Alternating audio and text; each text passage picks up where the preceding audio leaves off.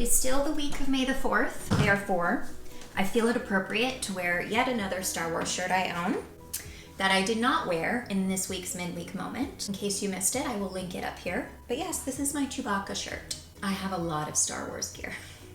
Greetings, friends! Welcome back to the channel. As per usual, this week we are doing a Be Heard bonus episode. And for anyone that is new here, that is when I revisit my previous week's upload and highlight some people who commented. Last week, in case you missed it, we had Bond Girl Badness, original characters inspired by the 007 films and the ladies we love in them. Here we go.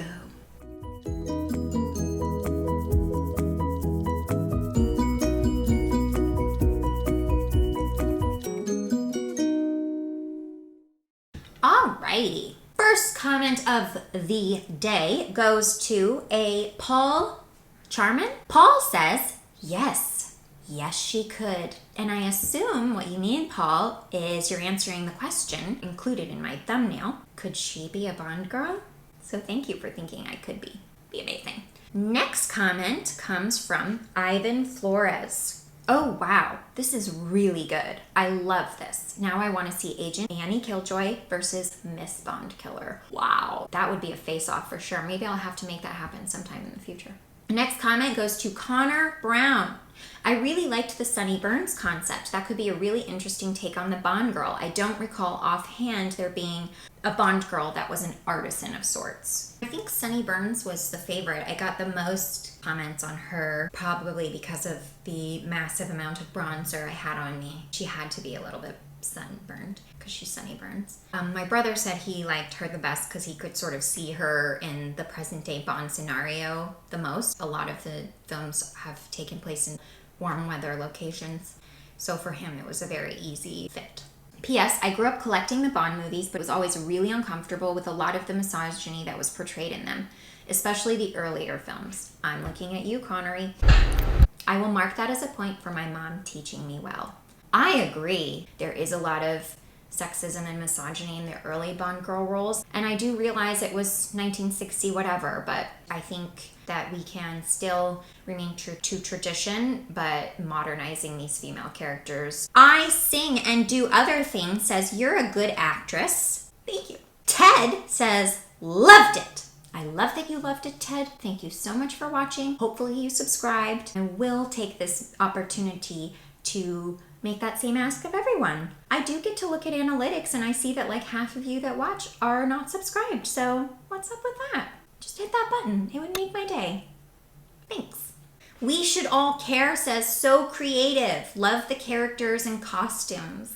Thank you so much. I love being able to dress up and play pretend, and it's just kind of what acting is for grown-ups. Jacob Albers says, what's the strangest named Bond girl? Pussy Galore. Well, that's up there. That's definitely one of the stranger ones. But, Jacob, I did some research and I found some other strange Bond girl names. In addition to Pussy Galore, played by Ursula Andress in Dr. No, 1962, her name was Honey Rider. She comes out of the water in the bikini. That was very risque in the 60s. Another good one I found, 1999 Bond girl Dr. Molly Warmflash from The World Is Not Enough, played by Serena Scott Thomas. And then my personal favorite comes from the 1979 film Moonraker. Bond girl played by Lois Chills goes by the name of Dr. Holly Goodhead.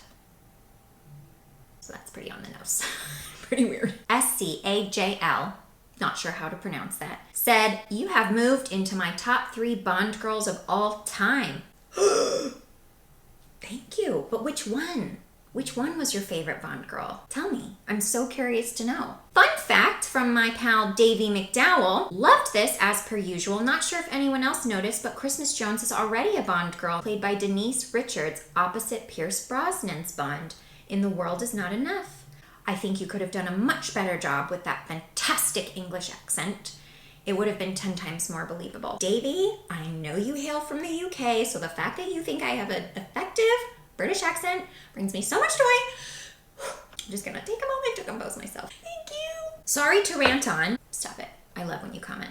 One question. With Daniel Craig's stint as Bond coming to an end, who would you like to portray Bond next? Thanks as always, and keep on making highly enjoyable content. That's a great question. Who would I like to portray Bond next? Okay, I heard a rumor a while ago that Idris Elba was up for it, and I loved that idea. Why does Bond have to be white? There are people that aren't white in England. Let's get some equal representation. Let's get some diversity. And Idris Elba would look so good in a suit. On that note, a couple of you, King of the Canadian Hill for one, and Driftwood King, said, how about instead of a Bond girl, what about a girl Bond? I love that.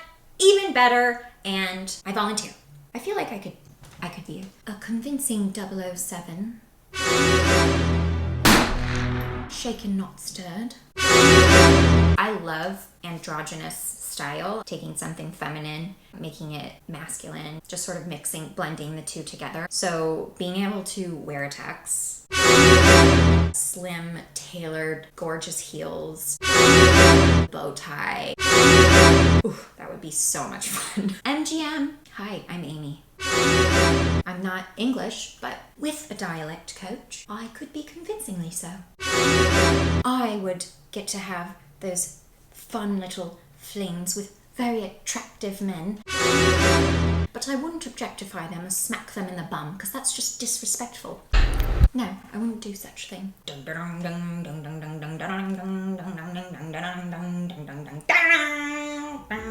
Thank you for tuning in. Thank you for watching. It was so much fun. I love opportunities where I get to create. So by watching, you guys are making that possible for me. So I can't tell you how much I appreciate it. As always, be seen, be heard, be kind. I don't think I'm ever gonna drink from another vessel again on the channel. Honestly, because like I did. All right, bye guys. Be seen, be heard, be kind. I love you.